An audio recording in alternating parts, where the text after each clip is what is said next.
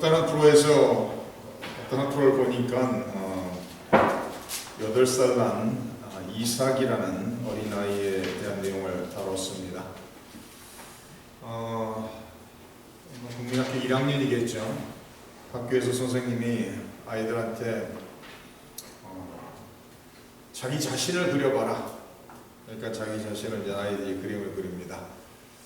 그리고 가장 사랑하는 사람을 그 옆에 그려봐라. 그러니까 이삭이가 그 옆에 엄마의 그림을 그립니다. 그런 후에 자기와 가장 사랑하는 엄마와 사는 집을 그려봐라. 그러니까 이삭이라는 어린아이가 집을 그려요. 그런데 옆에 있는 짝꿍인 여자아이가 그림을 그리는데 자기의 집에 없는 것을 그리더라는 거예요. 그래서 자기 집에는 자기하고 엄마 둘이서만 사는데 옆에 있는 여자아이는 아빠도 그리고 형제들이 그리고 식구들이 많다는 거예요.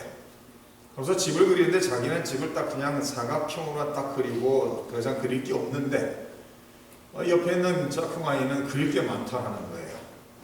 2층이 있기 때문에 계단도 그려야 되고 앞에 정원이 있으니까 꽃도 그려야 되고 그러면서 너무나도 그림이 화사하고 너무나도 많은 내용들이 나오다는 거예요. 그래서 옆에 있는 짝꿍한테 야 계단이 뭐냐? 라고 질문을 합니다.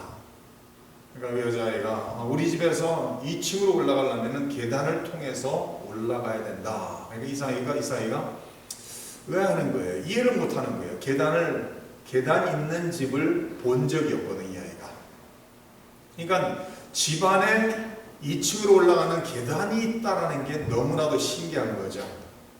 그러면서 계단이 어떻게 생겼는가 옆에 있는 단짝에 이렇게 그림을 보면서 참 신기하는 거죠. 이삭이라는 아이는 홀어머니 밑에서 태어나자마자 한 4개월 동안 노숙이었던 어머니와 함께 노숙 생활을 하다가 사람들의 도움을 통해서 일자리를 잡게 되고 노숙 생활을 마치면서 이 쪽방이라는 촌에 조그마한 단칸 땅을 얻어서 생활하는 모자에 대한 내용입니다. 이 쪽방이라면은 뭐 얼마나 작은지 한 두 사람이 누우면은 그 스페이스가 꽉 차는 그런 집이죠. 그래서 방이라고 우리가 생각하는 우리가 살아가는 잠자는 방 사이즈의 한 3분의 1? 그러니까 두 사람이 그냥 누우면은 꽉 차는 집이에요, 그게. 그래서 집안에 전기도 없고 물도 나오지 않아서 목욕을 하려면 바깥으로 나와서 물을 데펴서 목욕을 해야 되는 그런 환경 속에서 쪽방촌에서 살아가는 어린아이에 대한 내용이었습니다.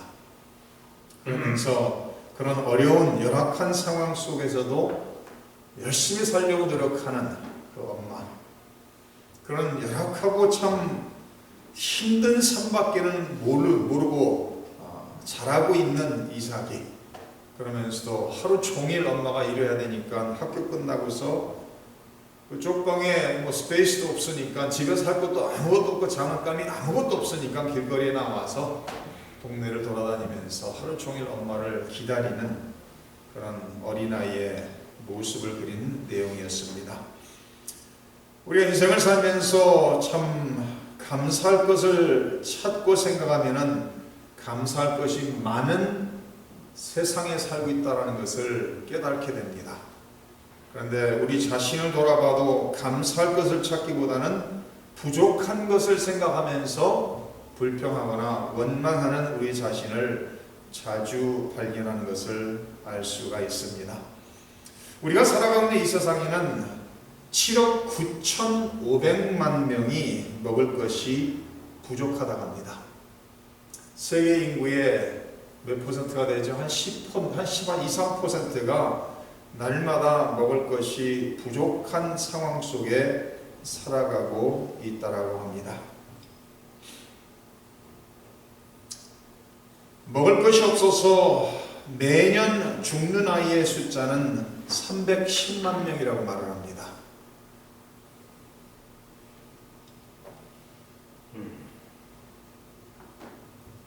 그리고 이 세상에 4명 중에 1명 어린아이들은 먹을 것을 제대로 먹지 못해서 성장의 지장을 받고 있는 상황 속에 살아간다라고 말하고 있습니다. 이 세상에 6,600만 명의 국민학생 어린아이들이 배고픔 속에 학교를 가고 있다라고 말을 하고 있습니다.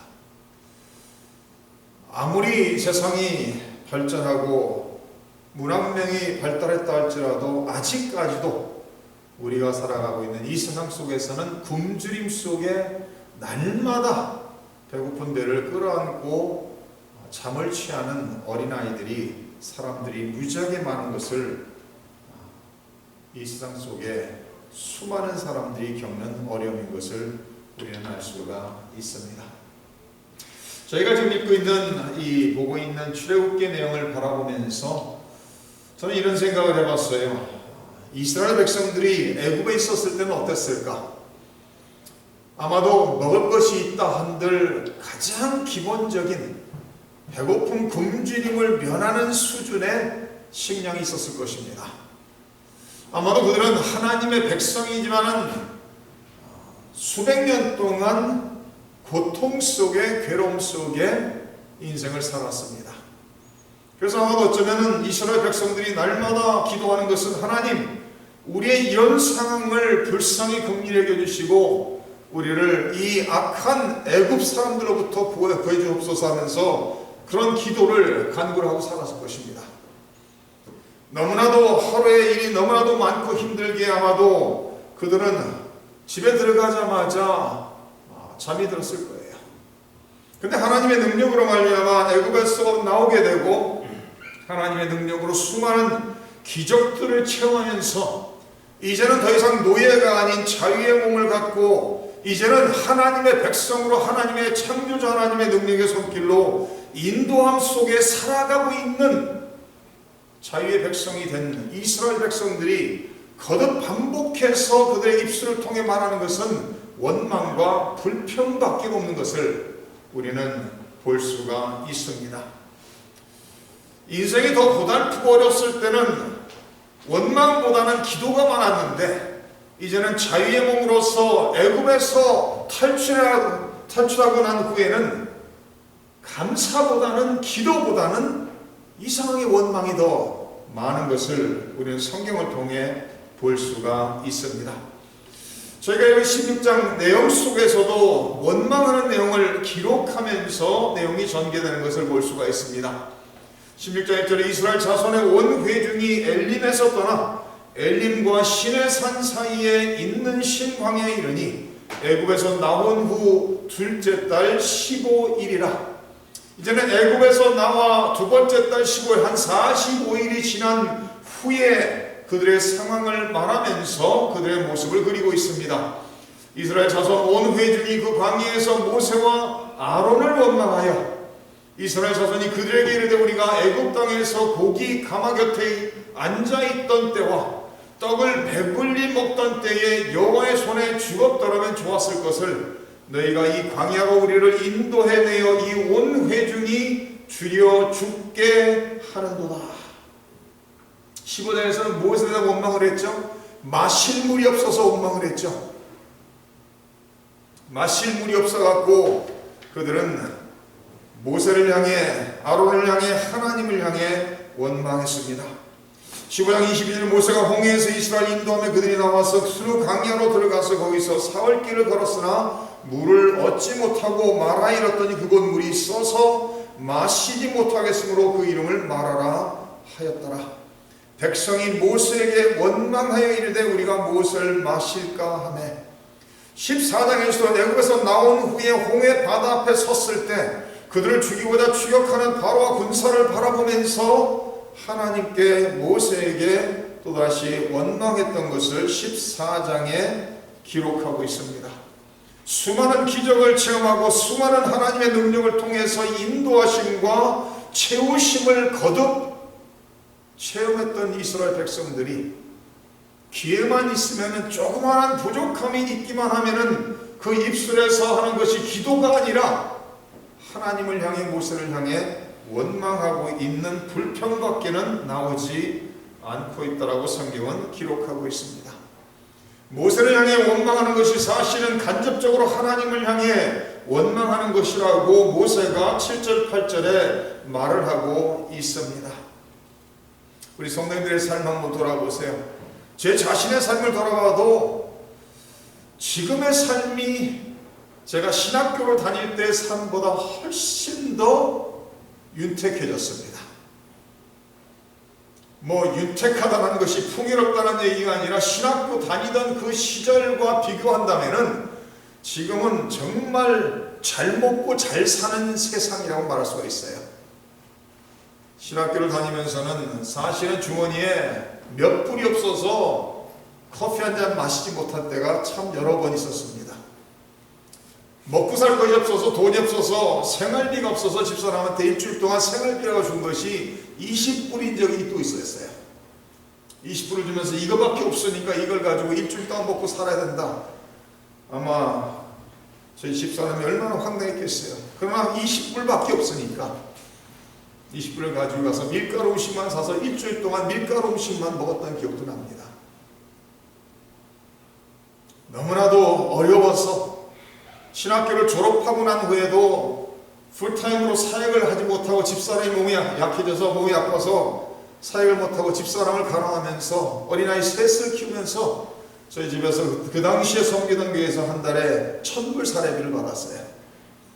그 섬기던 교회 담임 목사님이 한국으로 떠나시고 제가 강도사 시절에 강단을 맡아서 수요 예배, 주일 예배 모든 설교를 다 맡아서 했는데 그 당시 그 교회에서 설교 한 편에 주일 설교는 50불을 주고 수요일 설교는 25불을 더 주더라고요.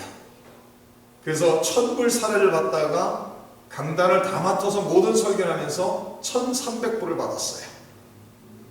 1,300불을 받아서 렌트가 그 당시에 1,100불을 냈던 것 같아요. 어린아이 셋을 키우면서 말이 안 되는 얘기죠. 돈 들어올 때 한 군데도 없죠. 집사람이 몸이 아프니까 제가 일할 수도 없죠. 이런 상황 속에서 얼마나 어려운 것은 설명하지 않아도 충분히 이해하실 수 있죠. 그래서 사실은 그 어려움 속에서는요, 불평보다는요, 제가 돌아보면서 생각해보면 기도가 더 많았어요. 선택의 여지가 없었어요. 하나님, 우리의 상황이 이렇습니다. 일주일이면 1,000불인가 1,100불의 렌트를 내야 되는 이런 상황입니다. 은행에는 돈이 없습니다. 하나님 도와주시. 이런 기도밖에 안 했어요, 사실은요. 너무나도 기본적으로 먹고 사는 그 문제에 대해서 너무나도 시급하니까 그 기도만 하고 살았던 것 같아요. 그러다가 몇 달 동안 고기를 한 번도 먹지 못하고 지내서 하나님께 무릎 꿇고 이런 기도를 해서 하나님, 고기를 안 먹어본 지가 몇 달이 됐습니다. 고기 좀 먹게 해주세요. 이런 기도도 해봤어요, 저희가. 근데 신기한 것은요, 그 기도를 딱 하고 난 후에 눈을 뜨고 얼마 지나지 않으니까 저희 집에 초인종이 울리는 거예요. 초인종 벨이 울려서 바깥에 나가보니까 그로서리 백이 문 앞에 있었어요. 그래서 누가 가져온지 사람도 없고 그냥 벨만 누르고 백만 두고 떠나버렸어요. 그래서 그 백을 가져와서 집에서 보니까 고기가 들어있었어요. 그때 기적적인 일이죠. 우리가 누구한테 배고프다 해서 도와달라고 얘기한 적도 없고 오직 하나님만을 바라보면서 하나님께 간구하고 기도하고 살았는데 그 기도를 하나님이 들으시고 누군가를 통해 지금도 누가 갖다 놨는지 몰라요. 고기 여러 팩을 갖다 놓고 그로스백을 놓고 갔어요. 그걸 가지고 정말 너무나도 감격하고 감사해서 고기를 먹었던 기억이 납니다. 사람이 너무나도 어려우면요, 원망보다 불평보다 사실은 기도가 더 많아지는 것 같아요. 그런데 지금은 그때에 비교한다면 저희는 너무나도 풍요 속에 살아가고 있는데 감사보다 기도보다 어쩌면은 불평이 더 많지 않는가라고 생각이 되어져요. 감사는 사라지고 기도는 사라지고 다른 사람을 바라보면서 다른 사람은 더 이렇게 풍요롭게 사는데 나는 왜 이러면서 이런 관점에서 인생을 살아갈 때가 너무나도 많은 것 같습니다. 제가 조금 전에 말씀드린 것처럼 이 세상에는 굶어 죽는 아이들의 숫자가 300만 명이 넘다라고 매일 그렇다는 거예요. 매일. 우리 성도님들 가정에서 먹고 살 수 있습니까? 감사할 이유가 충분한 거예요. 사실은요. 사실 우리가 미국에 살면서 어렵다 하지만은 배고픔 속에서 며칠을 굶고서 잠에 드는 건 그런 건 없잖아요, 사실은요. 그런데도 가장 풍요의 나라 속에 살면서 어쩌면은 예수님을 믿고 머리 누일 집도 있고 모든 것을 세상 수많은 사람들이 누리지 못하는 것을 누리며 살아가면서도 우리는 어쩌면은 감사가 완전히 사라진 그런 삶을 살아가고 있지 않는가? 우리 자신 한번 돌아볼 필요가 있을 것 같습니다. 이스라엘 백성들이 먹을 것이 없다라는 겁니다. 15장에서는 마실 물이 없었다라는 거예요. 사실 우리 성도님들도 뭐 지금 어려운 분이 있으실 수 있고 지금보다 더 어려웠을 때가 있었을 때가 있었을 겁니다.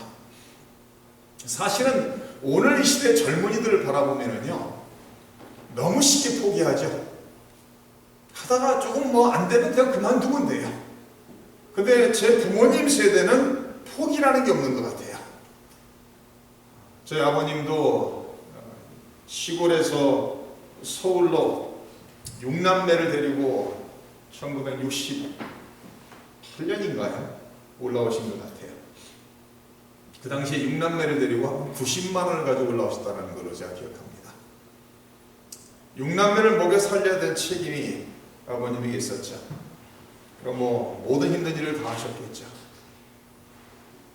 포기라는 게 없죠. 아무리 어려워도 일본 정권 아래 있었던 세대를 살았던 분들, 6.25 전쟁을 통과하신 분들, 완전히 나라가 초토화돼서 먹을 것이 없는 그런 삶 속에서 살았던 분들은 포기라는 게 없죠. 그러나 오늘 이 시대를 살아가고 있는 젊은 세대를 바라보면 부모님들의 희생을 통해서 먹고 사는데 별 문제가 없죠. 그러다 보니까 조금만 어려움이 있으면 포기를 하고 자살하는 사람도 얼마나 많은 세상이 됐습니까? 이스라엘 백성들이 애굽에 있을 때 수백 년 동안 태어나서 노예로 살다가 노예로 죽는 그 삶을 살았지만 그들은 어쩌면 영적으로는 더 하나님 아버지 앞에 기도하는 기도의 사람들이었던 것 같아요. 출애굽한 후에 자유의 몸으로서 하나님의 능력으로 인도하심 속에 살아가면서는 감사나 기도는 사라지고 그 입술에 부정적인 원망과 불평만을 말하고 있습니다. 우리가 애굽에서 하나님 손에 죽었으면 좋았을 것을, 이게 말이 됩니까? 하나님의 능력으로 말미암아 하나님의 도움을 구해서 하나님의 능력으로 말미암아 애굽에서 나왔는데, 기적적으로 나왔는데 이들이 먹을 것이 없다 해서 애굽에서 하나님 손에 우리도 죽어버렸으면 좋을 뻔했다라고. 이들의 식량 문제는 우리가 충분히 이해할 수 있는 내용이죠. 애굽에서 나온 20세 이상의 남자가 60만 3,550명이라고 기록하고 있죠. 그러면 어린아이와 여자를 합쳐서 적어도 200만에 넘는 숫자라고 말합니다.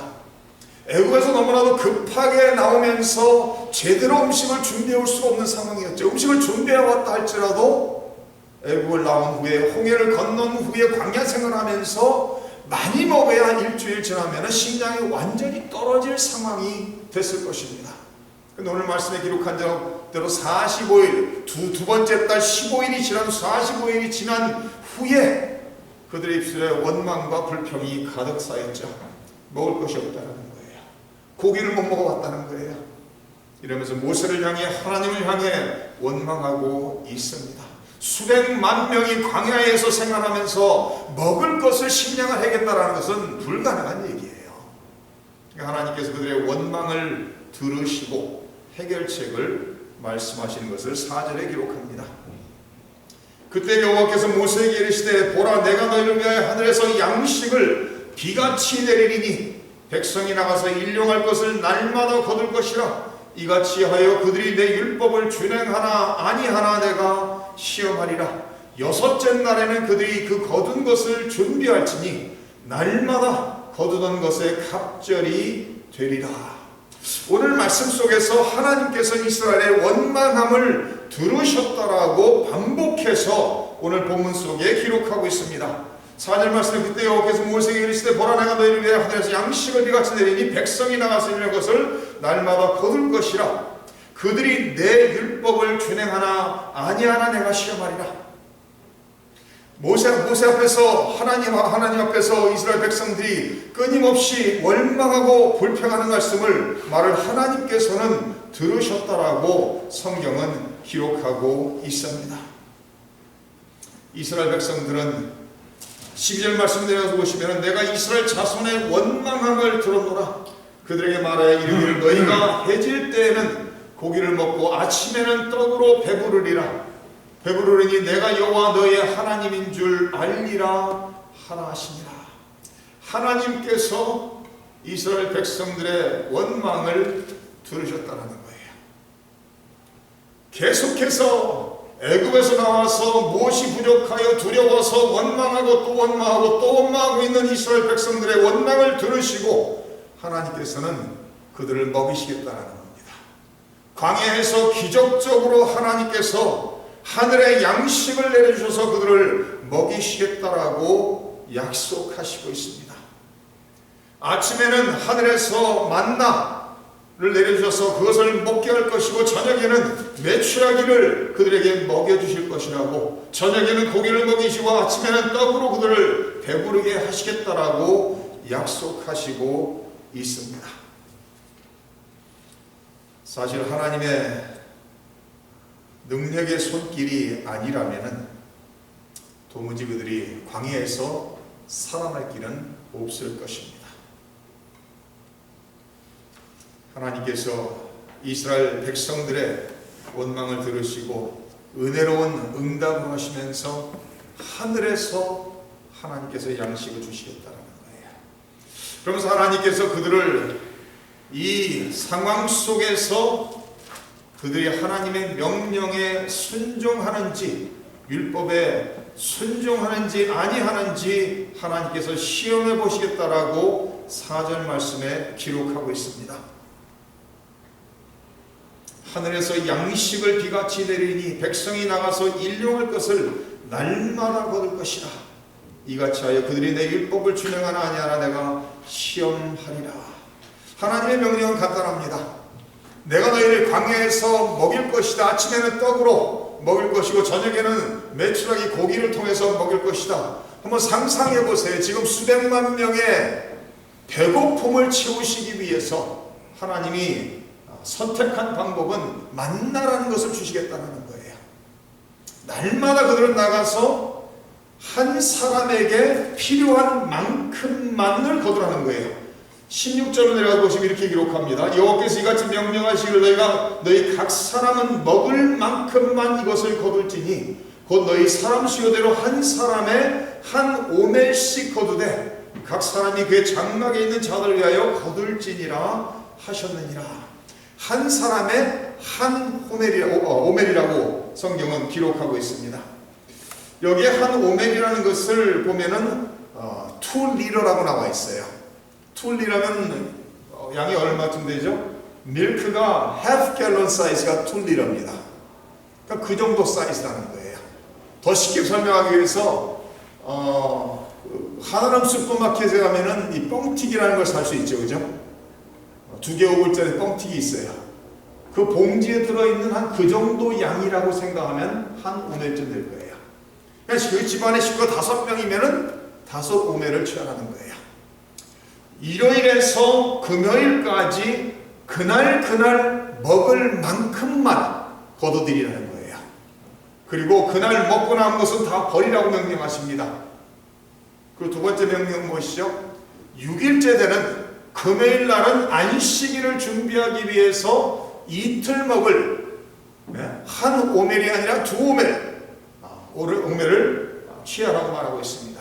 근데 신기한 것은 한 오멜을 취해서 그날을 먹고 부족함이 없이 먹고 난 다음에 만약에 남아있다면 그것을 버려야 됩니다. 왜냐하면 버리지 않으면 그 다음 날은 그것이 썩어 벌레가 생기고 악취를 낸다고 성경이 기록하고 있어요.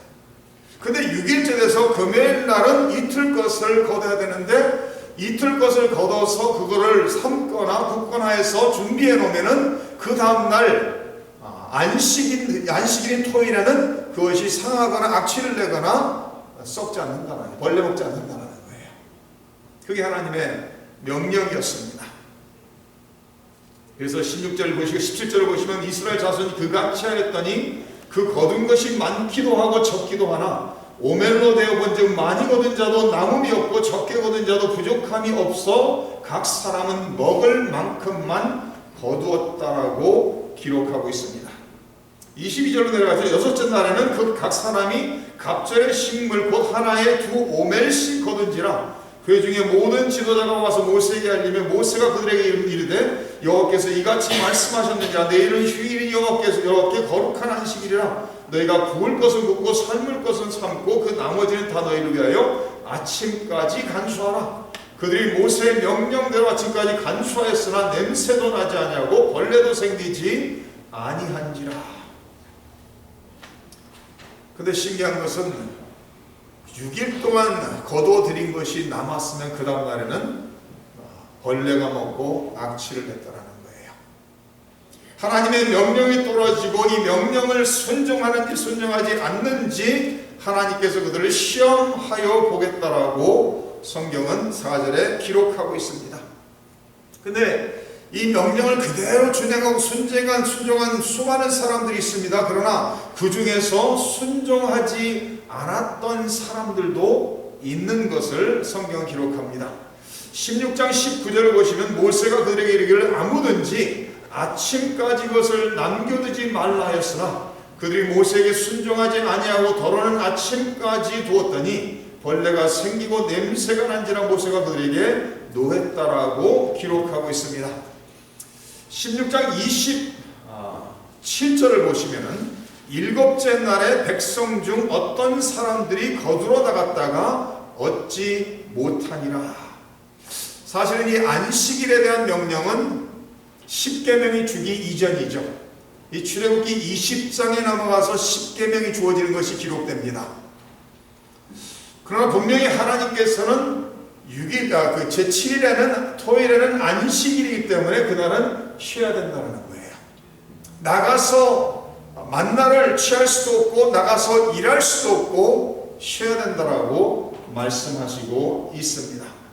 23절에 모세가 그들에게 이르되 여호와께서 이같이 말씀하셨느니라. 내일은 휴일이니 여호와께 거룩한 안식일이라. 너희가 구울 것은 굽고 삶을 것은 삶고 그 나머지는 다 너희를 위하여 아침까지 간수하라.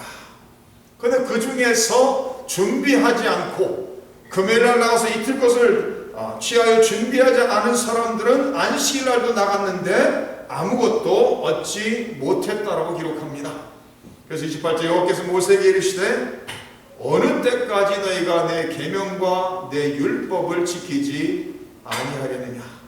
볼지어다 여호와가 너에게 안식일을 주므로 여섯째 날에는 이틀 양식을 너에게 주는 것이니 너희는 각기 처소에 있고 일곱째 날에는 아무도 그의 처소에서 나오지 말지니라. 그러므로 백성이 일곱째 날에 안식했다라고 기록하고 있습니다.